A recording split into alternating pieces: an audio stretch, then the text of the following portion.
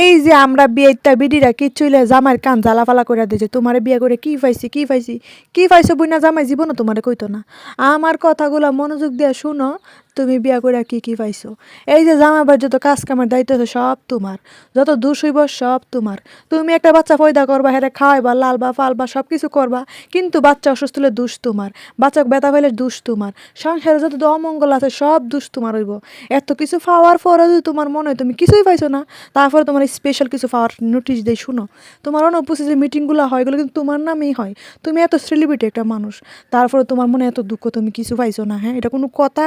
আর জামাই নামক যে কলা গাছটা পাইছো এটার কথা কোনাকে লিগা, এটা তো অনেক বড় একটা কলা গাছ। তুমি সারা দিন দুঃখ কষ্ট কানের মধ্যে কুইতেই থাকবা কুইতে থাকবা, কিন্তু এই কলা গাছের কোনো রেসপন্স আসবে না।